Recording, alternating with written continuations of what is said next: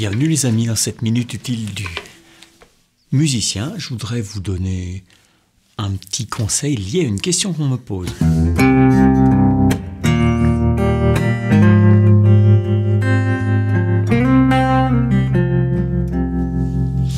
C'est une question de Pascal.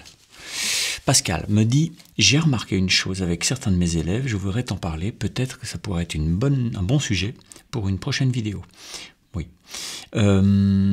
J'ai certaines personnes qui veulent surtout jouer des morceaux connus, mais au fond ne semblent pas s'intéresser plus que ça à la compréhension de ce qu'ils jouent. On leur parle d'harmonie, de famille d'accords, de croches, de noirs, de triades, de degrés, d'intervalles, de gammes, et en face on a affaire à des gens qui veulent des morceaux et rien d'autre.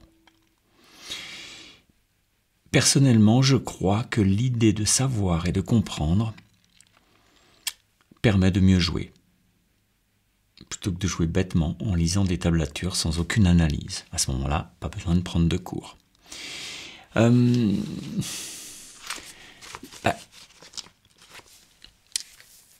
C'est un peu complexe ta question, parce que ça dépend, tu dis beaucoup de toi là-dedans, et ça dit beaucoup aussi des gens. C'est vrai, si on part de ta question brute comme ça, c'est vrai que les gens veulent surtout jouer des morceaux parce que ça flatte leur ego et parce que je sais jouer tel morceau, donc ça veut dire je suis en train d'y arriver, tu comprends? Ce qui est tout à fait naturel, c'est pas une histoire d'ego mal placé, c'est juste que quand on commence la guitare, c'est tellement compliqué qu'en fait on a besoin de trucs qui rassurent. Le fait de jouer des morceaux connus, ça rassure, ça fait du bien et ça donne la confiance qui est nécessaire pour continuer. Il ne faut jamais oublier ça. Quand on est prof, vous êtes nombreux à me regarder en étant prof, je pense que c'est vraiment important de jamais oublier ça. En tant que prof, on pense qu'on sait comment le mec doit faire. Mais ça dépend d'abord de la personne. Je pense qu'il y a plein de profils d'apprentissage, plein de façons d'apprendre. Les gens, c'est tout mélangé. Ils ont une psychologie d'apprentissage. Il faut être fidèle à ça. Si on va contre leur façon de psychologiser ou de comment j'apprends, comment l'élève apprend, on va à l'échec. D'accord ? Donc, première chose, c'est important de donner des choses qui font plaisir tout de suite. Si tu attaques avec un élève, tu lui parles d'intervalle, de machin, de substitution et bidule, ou même de croche avant de passer par le plaisir, c'est mort. C'est ce qu'a fait longtemps le conservatoire, heureusement ça a changé. Et je pense que c'est une bonne chose, c'est-à-dire vraiment d'aller vers plus de plaisir tout de suite, quitte à apprendre les trucs importants plus tard. Apprendre des croches, des doubles croches, pour moi, c'est capital.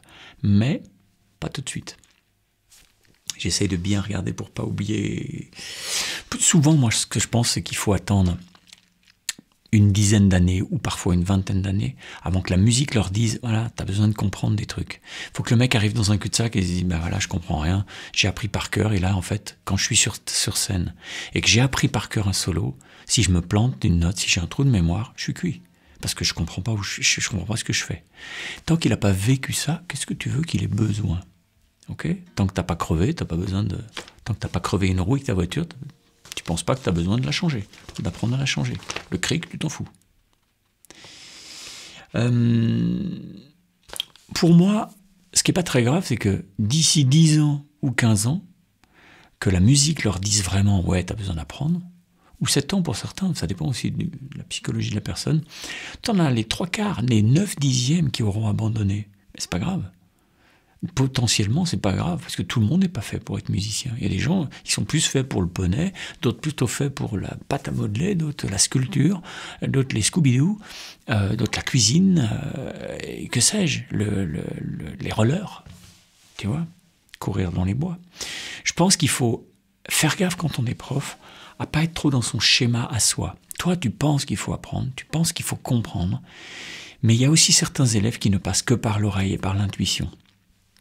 Ils ne savent pas ce que c'est qu'un intervalle, mais ils vont comprendre une quinte, ils vont se dire « Ah oui, ça c'est comme dans machin, tac, tac, tac, tu comprends ?» Donc toi, en tant que prof, tu dois être à l'écoute de ça. Tu dois être à l'écoute. Moi, je suis quelqu'un qui aime comprendre, je suis quelqu'un qui a tout fait pour comprendre dans ma vie, mais je sais que tout le monde n'est pas fait comme ça. Et être un bon prof, c'est aussi se dire « Bon, ok, tout le monde n'est pas comme moi. » Ok ? Bah, écoute, c'était une très bonne question, Pascal. il y a un autre petit truc aussi, c'est que parfois, les gens sont pas assez humbles pour essayer de vouloir comprendre et apprendre. Quand si quelqu'un te dit « ouais, moi, le feeling, il n'y a que ça, parce que le feeling, tu l'as ou tu l'as pas », quand le mec te dit « tu l'as ou tu l'as pas », c'est comme le rythme, souvent il est persuadé de l'avoir. Moi, ce que je vois, c'est l'inverse. Les mecs qui disent ça, souvent, c'est des charlots, parce qu'en fait, ils ont le melon sans le savoir. Ils manquent d'humilité. Face à la musique, c'est comme face à l'amour, ou je sais pas quoi, faut être assez humble, parce qu'en fait, en fin de compte, on n'y comprend pas grand-chose. La musique, je te parle pas de la théorie des choses, mais qu'est-ce que ça nous fait, la musique? C'est quoi? C'est fait pour quoi? Qu'est-ce qu'on fout? Non, c'est pas grand-chose. Bon, je vous embrasse. Bye bye.